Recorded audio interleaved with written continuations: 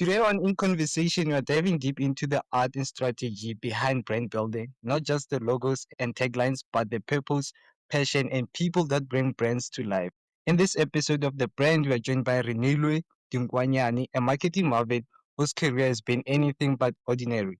From her roots in Lindenberg to shaping stories at national scale, Reneilwe has worked across campaigns, content, and communication strategies with impact at the center.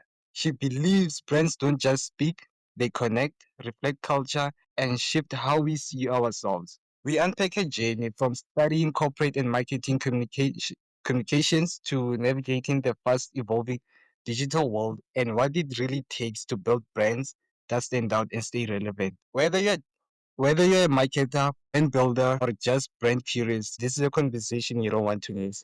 Melo, welcome to In Conversation. Thank you so much, Tippy. So, such an honor for me to having a conversation with you about something I'm extremely passionate about. So, can we start at the beginning? What were some of your earliest interests growing up, and how did they lead you into the world of marketing? So, I like to describe myself as an Alice in Wonderland. I grew up very curious. I still am. And I'm still very childlike in my nature. So, growing up, I was that kid knee deep in the mud. I grew up in a village. I was in a boarding school my entire life, but home was back in a village in Limpopo, Sorolo. So, going to the mountains or into the mountains, herding cows, goats, all of that. The trees, this open sky with stars, going camping. I love doing that. All of that just really, for me, activated all my five senses and made me ask questions about every single thing, which at some moments would annoy my older brothers. But my dad always entertained my very odd, open ended questions. And it was, I think, through that discovering the world, people, nature, things in general just intrigued me. And I guess then I discovered the art of creativity, or that creativity is a thing, because I always just saw things with curiosity and would see the beauty in the oddest things. And that my dad defined as something that's creative, and that nothing is ever just an odd thing. You can name it, you can claim it, you can make or do something out of it. My dad is an entrepreneur, so I suppose that also makes him a creative, and why he was so keen on always going on this wild journey of answering every question I had. And yeah, I wouldn't say that necessarily led me to marketing, but it just landed the concept of creativity for me. And I just needed to discover what it was. And I firstly discovered it through, I would say, language or words or communication. And then later in life, I discovered there was such a thing as marketing or career as marketing.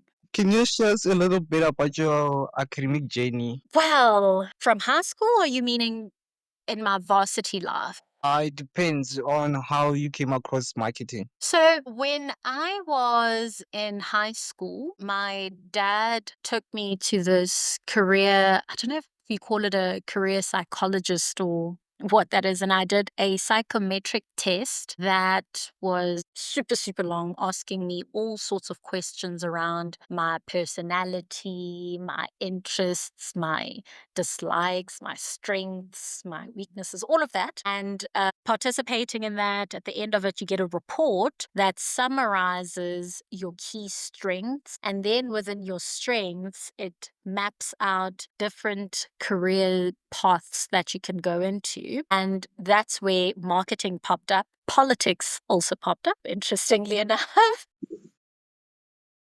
I then went on a journey of discovering what that meant. I was already doing business studies in high school, so I was familiar with marketing from a very foundational level, but then I needed to just do my research to understand at a varsity level, what is it? And then at a career level, what does that look like? And that's how I discovered marketing.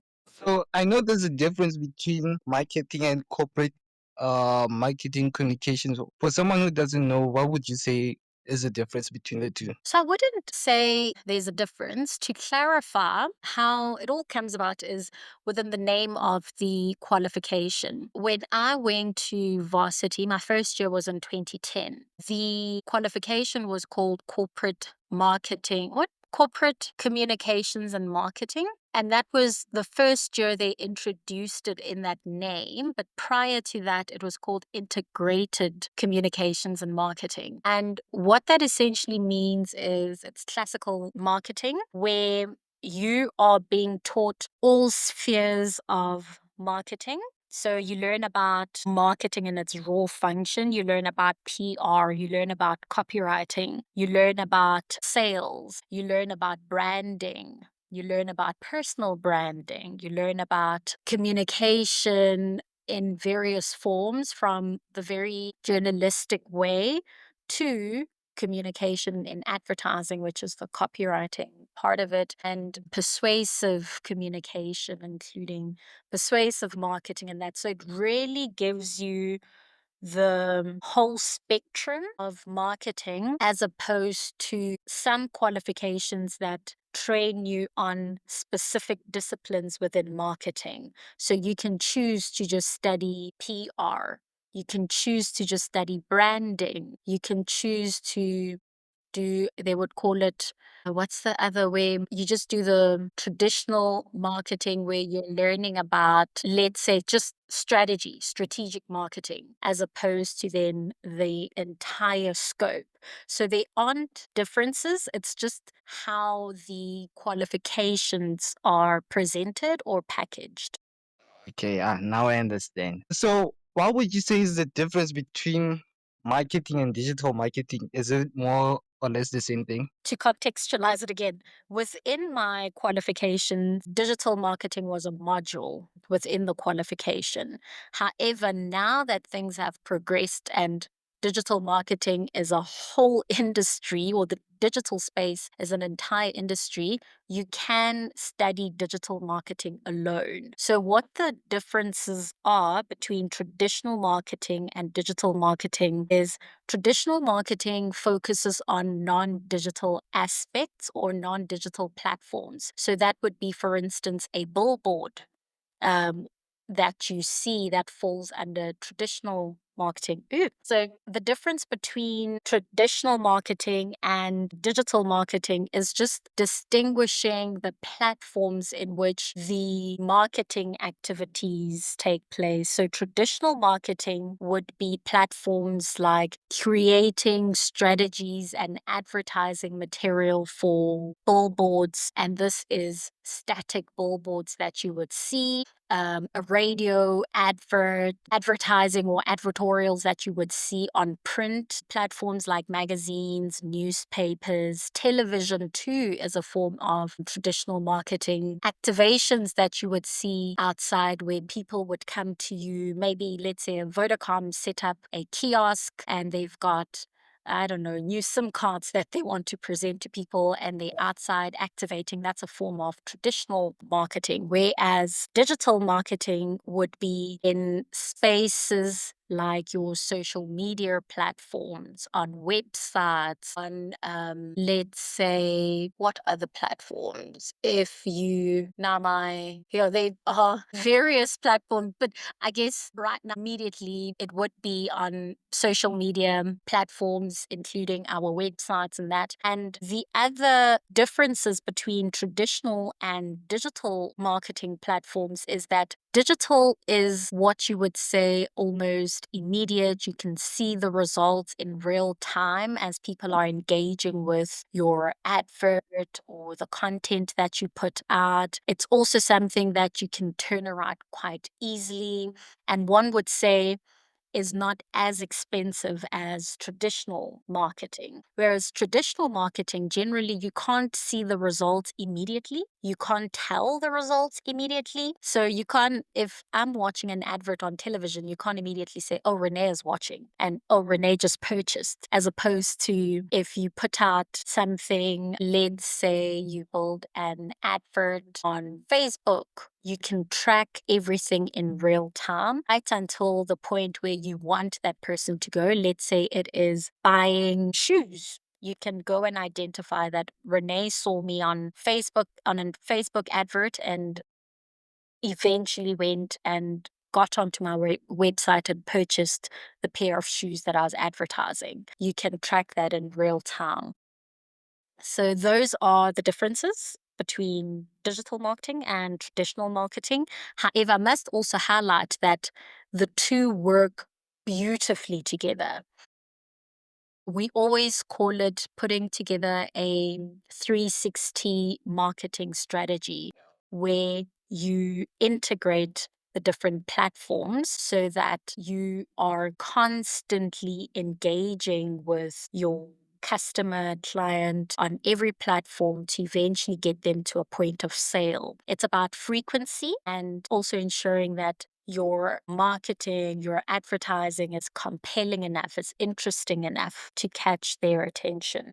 So I wanted to ask you, you mentioned that with digital marketing, you can measure the progress. So, and with the traditional one, you can't really measure. So how do you know if a campaign was a success? So it's not that you can't measure it, you can't measure it in real time. So with digital marketing, it's because it's digital, there are tools and softwares available to you to literally track every single thing, and it plays within the algorithms of the platforms that you use. For instance, let's stick to the concept of a Facebook advert, or rather, if you look at social media, it gathers intel on your user behavior. So it can tell that Renee was interested in boots because it's winter, and it will keep feeding me adverts about boots from various places, and it will also see which stores or online stores I'm currently looking at. So it really gathers intel around my customer profile, what I'm interested in, what my user behavior is, even in terms of how long I am on a platform, the different platforms I hop onto, and what it is that I am looking at on the different platforms. And with that, somebody that is a media buyer or somebody that is putting together an advert would then go and specify that for this advert, I am looking for a 34-year-old, or rather in brackets, 24 to, let's say, 45, that is a mom who, you can go and decide whether you want to build based on interest or based on behavior. And then you put your advert together. And that advert goes and finds those people. And you're able to monitor your advert and see everything in real time. Whereas on traditional platforms, let's use radio, for instance, we know that a specific radio station would have a certain number of audiences that listen to it. However, we can't, while a radio show is on, say that X amount of people are currently listening. Okay. But what the industry has is a body that actually gathers all the data, and they do this through what they call jury. So they will find a sample of people who listen to radio in general nationally and give them diaries. And each time that person is listening to a certain radio station and what, they go and fill in all the information that the diary requires. And at the end of that period, diaries are collected, intelligence people and what take all that information, make sense of it, and then produce a report to the industry that shows you that these are the amount of listeners that these particular radio stations have, and this is how long these people listen to the radio, and this is each specific show within the radio station, that it shows you the number of listeners. But that you get, I think they release the report as a twice a year or once a year, I'm not sure, but it's not in real time. That's what I meant by measure. Okay, now I understand. So for someone who would like to maybe enter the marketing industry, would you say they must pursue a degree in marketing or they can just do short courses? That's a very interesting question. So I think that the world has pivoted so much that we no longer have to sit in a classroom for 3 years to acquire certain skills and certain knowledge. And education has morphed in so many different ways that it's not necessarily just an academic qualification that gives you the knowledge and the skills you need to have in order for you to perform a certain task. So, where marketing is concerned, for me, it's really about the skill set, what you're able to do. It also varies in the disciplines of marketing. For instance, if we stick with the example of digital marketing is very much about the skill. You need to understand the different digital platforms and be able to produce content, advertising, and all of that. Hence, you've got this whole new industry, or not industry, but rather profession called influencer marketing. These are individuals that do not have any qualification. They just happen to be in a position where, from started off as entertainment, managed to build a large audience. And sometimes it's not necessarily having a large audience, but a very engaged community of people that follows and are influenced by what they do. And that then becomes valuable to them to sell to advertisers. And they have the skill of curating content in such a way that people love, enjoy, consume, and then are influenced enough to evoke some kind of action. Like if it is a pair of shoes, I keep going back to shoes. They will go and buy these shoes because Renee showcased and packaged them in such a way that all of a sudden I must have them. That is a skill that somebody would have needed to hone and be good at. And it's all around storytelling. You don't need a qualification for that. And then, if you want to go into the very technical side of digital marketing, it would be building assets and putting together user experienced or websites that have a very specific journey that users just go in, and the flow of the website, the colors, the everything there just resonates, and it eventually, the goal of what the website is supposed to use achieved because of the way you have designed it as a UI UX designer. And those are skills that you can do through short programs, you can do by watching YouTube videos. There's so many things that are accessible to us today that weren't available back then. And hence, then sitting in a classroom for 3 years was the way to go to eventually acquire a certain skill with knowledge and stuff.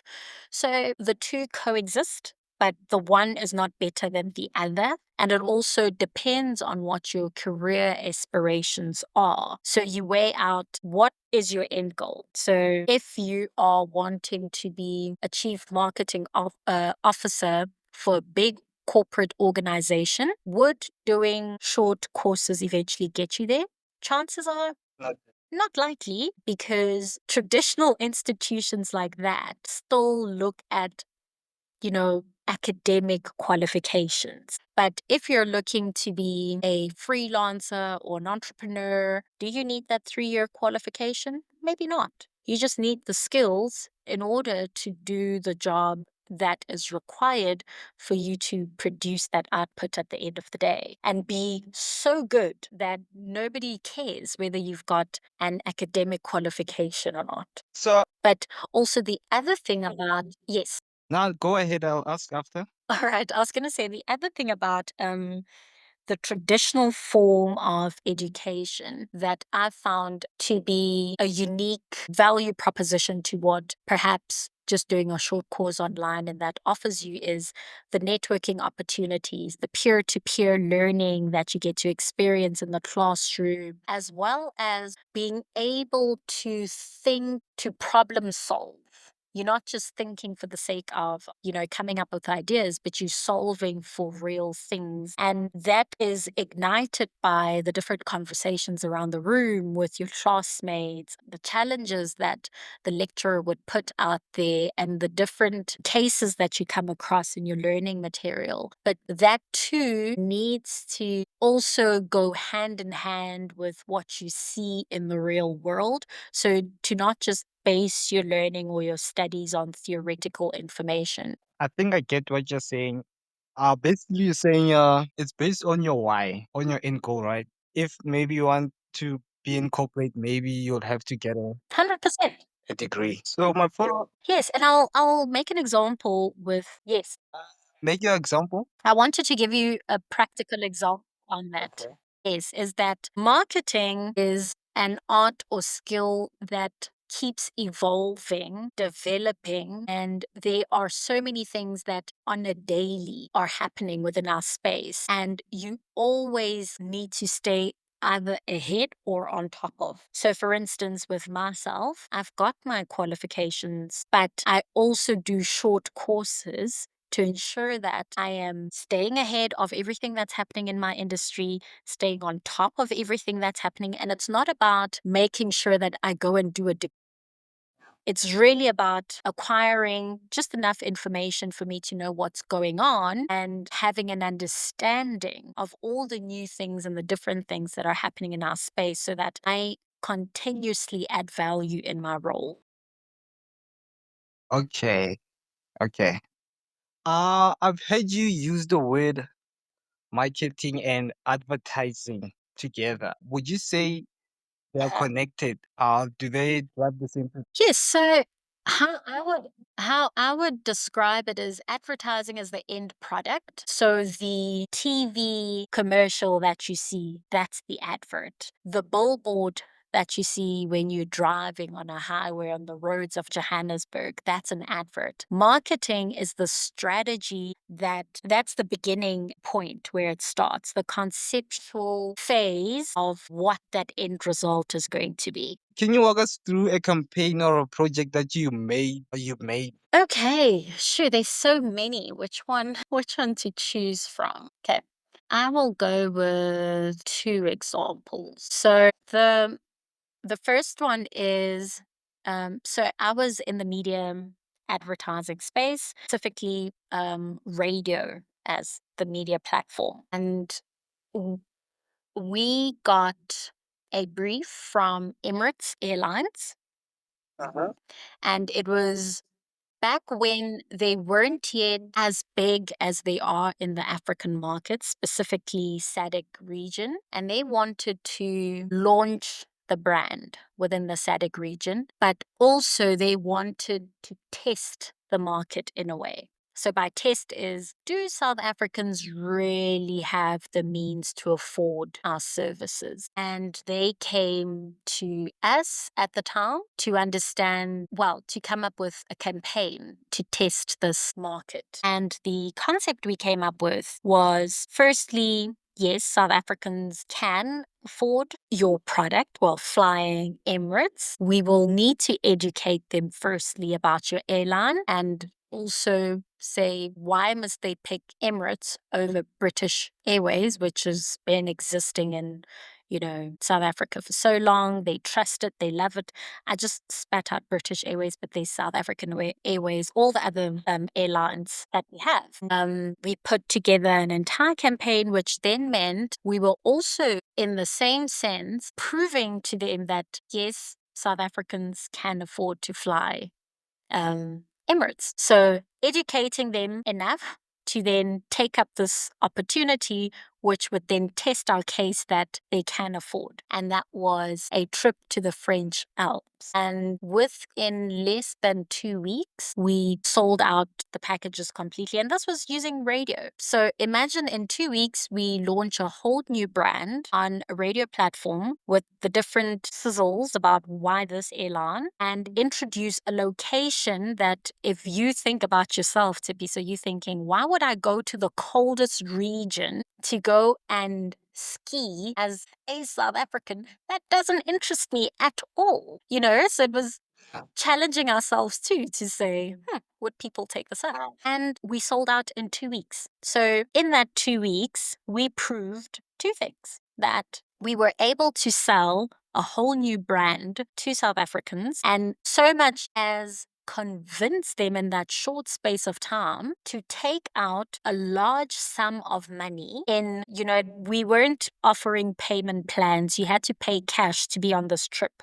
And that was, almost around 50,000 that you needed to pay cash to secure your place. And we did that. So that campaign afterwards just, I mean, you probably know of Emirates Airlines now and you see them everywhere. Yeah.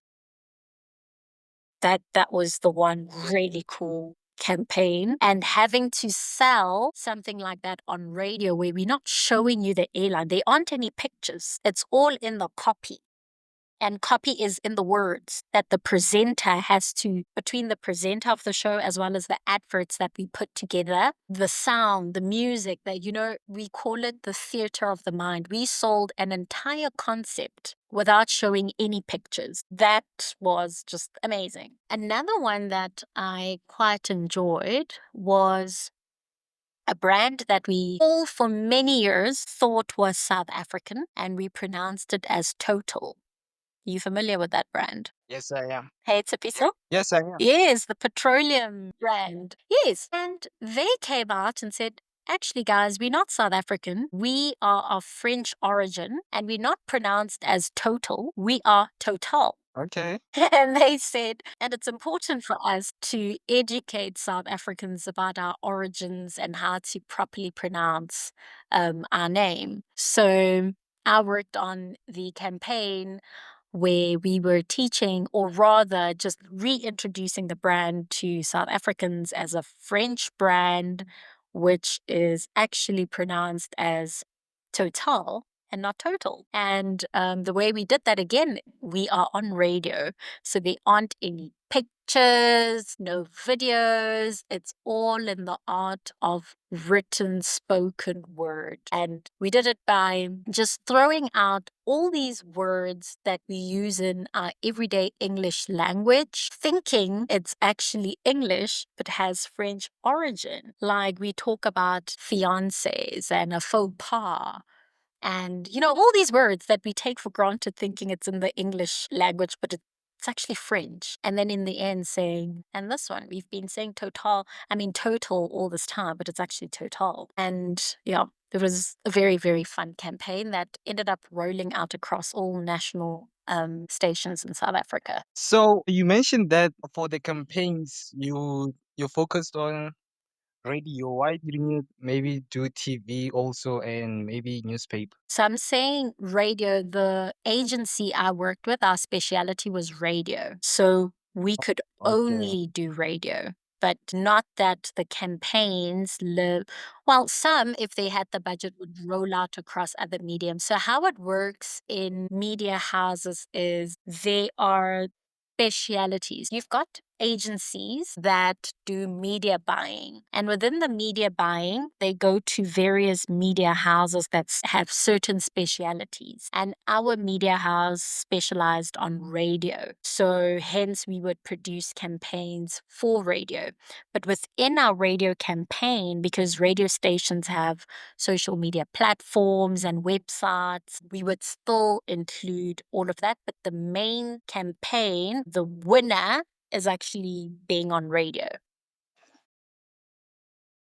Also, with the agencies that would put out the brief, they brief radio, they will go brief television, they'll go brief out of home. Out of home is all your billboard. And then in the end, as somebody that will be encountering that campaign, you don't necessarily know that, this was from the radio agency, this was from that. You just see everything being rolled out in real time. You'll see the television advert, you'll see the radio advert, but all of it have that similar message and everything, because the brief would have gone out with, this is the objective and this is what we're trying to achieve. I would like to ask, I heard you say something about competition campaigns. Do people actually win those campaigns? Didn't get that question, Tsipi, so you broke off? I was asking, you mentioned that something about competition campaigns. I was just wondering, do people really win those campaigns, those competitions? I mean, 100%. There are real people that enter the competitions and real people that win, and the prizes are real, including whether it's cash or physical, they are all real. And in fact, the entire process is audited as well. okay. So that means I shouldn't lose hope when I enter this competition. No, no, you shouldn't lose hope. So can you tell us about a time something didn't go according to plan on a project? What did that moment teach you? And many times, many times, you must always have plan A, B, C, be able to pivot, be agile, be, fast on your feet to think up a whole new concept. Man, I'm trying to think of one specific example, but yeah, no, there are a lot of instances where things didn't go to plan. What example can I give you? Okay. I don't know if this one will be as interesting, but many years ago, was it in early 2011 or 2012, Vodacom launched a product in South Africa called Mbesa. And it was a product that they launched in West Africa, and it was a huge success that side. So, what they did is they took the same solution and everything and did what we call a plug and play here in South Africa. And at the time, I worked at Red Star Agency in Bloemfontein, and we were the agency selected to do the outside promotional activations for this product. And we were traveling to various townships within South Africa to promote this product, including rural outskirts like Kwakwa. We were in the Northwest, but people just didn't get it.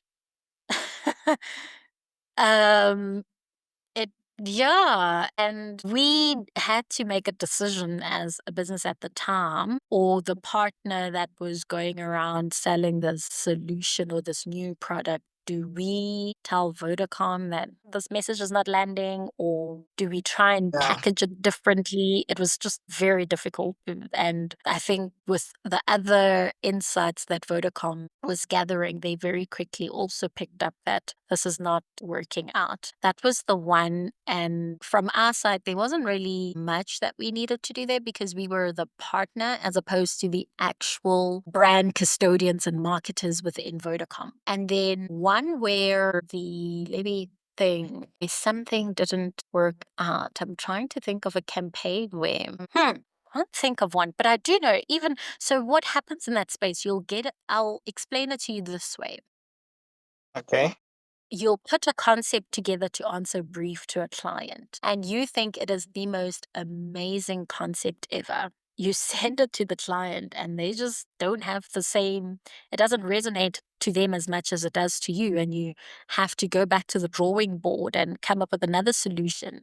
And that happens quite a lot until you eventually get to a point where you either lose the business because you didn't quite impress the client with the solution you're coming up with, or the one that you thought was the worst ends up being your best ever that the client picks up on, and it really just lands in the market and does exceptionally well. So, do you guys ever like recycle maybe the ideas? If maybe a client Yes, they didn't like are. it. Absolutely. It's a very fast paced space. So sometimes you get a brief that comes in today for today or now for now and all of that. And there are some off the shelf solutions that will work for that. And it also depends on what the budget is. So you can just pick up something that's already there and change the name and send it off to the client and they'll go for it. Sometimes maybe there was this concept that just never lands with certain clients and you just keep trying and trying it and it eventually lands somewhere.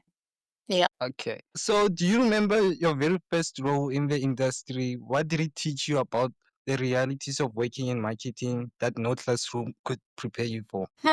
So, this one, my first role, it wasn't necessarily a marketing function or marketing role, but just entering the marketing industry, or rather, the media industry, was discovering that what I learned or what I was taught as digital marketing was worlds apart from what digital marketing actually was in the real world, in the working space. It was such a bizarre discovery for me and laughed about it because when I did digital marketing, it was the most difficult module for me to grasp or understand, and it didn't make any sense to me. And when I entered the workspace and discovered what the practical or the real what digital marketing was, I was like, what? So I learned programming and very IT stuff. So I think then from an academic perspective, the faculty, when I say they, categorized digital marketing within the same bucket as information technology. And that really messed up us as marketers because programming and all of that. It was the most bizarre thing for me. So discovering that digital marketing was actually what it was and fitted so perfectly into my world was quite a delight because now I wasn't as stressed and it wasn't something that my system just rejected completely because it's all numbers and code and whatever. Yeah, that was one example for me that what it was in school versus the actual real world, what it is, worlds apart. Oh, But I can confirm that it's no longer like that because I did it in your twins. So I think then yeah. academic institutions were just trying to, be within that space to ensure that we're being taught about these new things, but they too didn't understand what that was. But now digital marketing is being taught as digital marketing. Okay.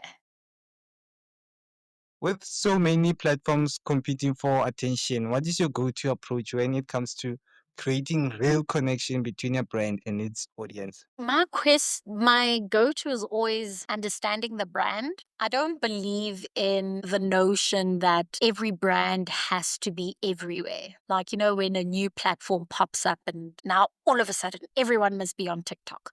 I don't believe in that. For me, it's really about who you are as a brand, and I'm using who deliberately, not what, because I do believe that brands are personalities on their own.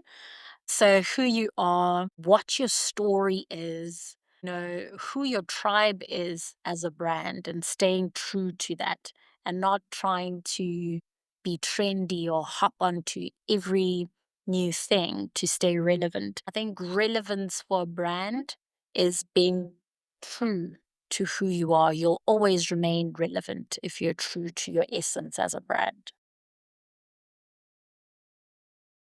So, if a career were a brand with all its pivots, wins, and learnings, what would its tagline be? Excuse me? I was asking if your career was a brand Uh-huh. with all its pivots, wins, and learnings, what would its tagline be? Tagline. Forever curious. Forever curious. Short and sweet.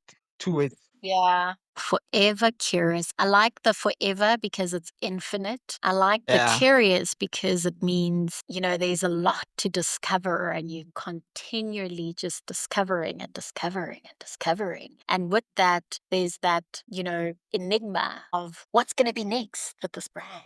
So, how would you say AI is impacting your industry? How you guys do marketing? I wouldn't say it's so impacting, but impacting in a positive way. Within my role, I've built in so many efficiencies because of AI. I no longer have to wait for a brainstorm with a team. I can just brainstorm with Chat GPT, with Claude, with what's that, Copilot, Gemini, whatever. I now have all these virtual personalities that become my thinking buddies. I don't have to be in a physical room with people to do that. I can test my concepts. I don't have to spend a whole lot of money doing research and putting together focus groups and stuff just to test an idea. Also, I can develop briefs so much quicker by doing it one time, creating a prompt, and then using that prompt to generate briefs for me each time. So I see it as something that has given me back time, given me more brains, given me a whole other spectrum of productivity that I never could have in my individual physical form. So, what would you say is the one thing people misunderstand about marketing? Think people misunderstand marketing in that they think that as a marketer, you're also maybe a graphic designer, a salesperson, all these different things. And it's that they are the fortunate few who were trained as classical marketers to be able to do these things. But it doesn't necessarily mean that every single marketer can design, can write copy, can crisis manage through PR, all of that. Or the other notion is that, marketing is all a lie. It's not a lie. It's really what marketing is storytelling. Marketing is personifying products. Marketing is that engine in the business that personalizes the hardcore corporate stuff. Marketing brings the business closer to people, brings the product closer to people. It's that at the end of the day, Tsepiso knows about not Face, Apple or Samsung because of marketing. If it weren't for marketing, that would have remained this building with people making things, and that's about it. Because after you've made this product, then what? And that's where marketing comes in. It's like, yeah. And a lot of people misunderstand it in that sense. And some people even think that marketing is a waste of time and it's a nice to have. It's not, it's a necessity. It's an absolute must have for every business. Thank you for tuning in to this episode of In Conversation. A huge thank you to Rene Dinkoanyane for sharing her journey from her curious roots in Limpopo to building resonant brands through creativity and strategy. If you found value in today's conversation, don't forget to share with your friends, family, share with everyone. We'll be back soon with more compiling conversation. Until next time. We'll be back soon with more compiling conversations. Until next time.